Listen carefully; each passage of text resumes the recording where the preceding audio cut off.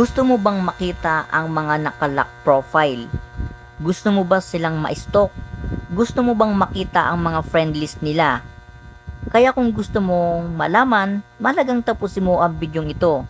At kung kayo po ay interesado sa ganitong video or topic, paki-follow naman po ako upang masubaybayan po ang mga susunod ko pong tutorial. Kaya kung gusto mo nang malaman, watch this. Una, magpunta po tayo sa ating Facebook.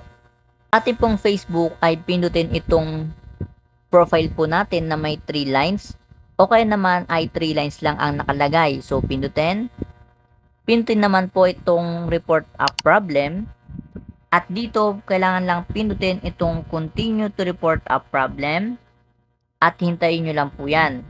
Pindutin naman po itong include. At dito hanapin lang po ang profile. Ayan, so nakita na po natin ang profile. Pagkatapos po ay kailangan nyo nang i-describe dito. Dito guys ay mahalagang i-describe ninyo ang gusto ninyong mangyari. Na gusto ninyong makita ang profile na nakalock at yung mga friend list nito.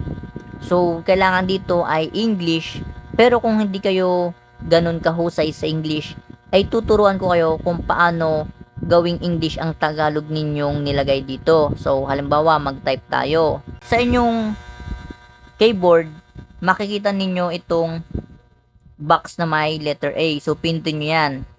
Pagkatapos ay i-type nyo na ang gusto ninyong sabihin. So halimbawa Tagalog. Magandang araw.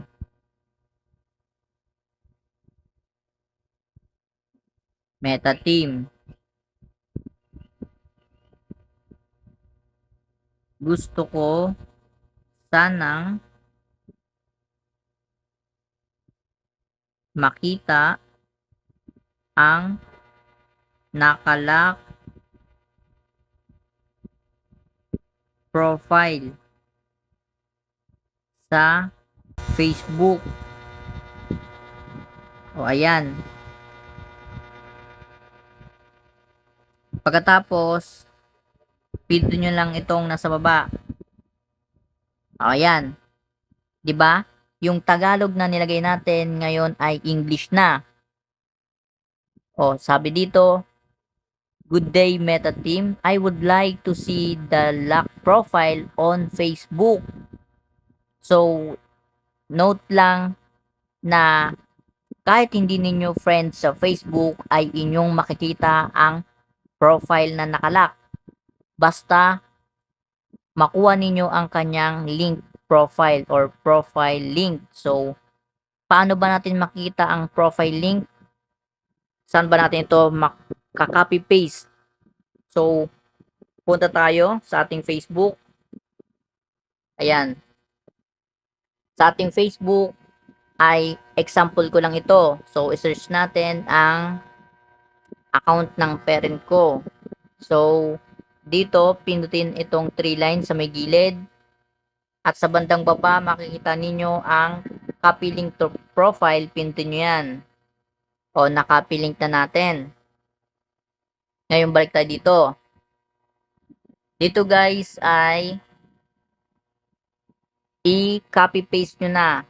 Paste nyo na dyan ang profile link. Ngayon, okay na. Dito naman guys sa may record screen ay choice nyo yan kung ni-record ninyo ang profile ng inyong FB friends or ng isang account.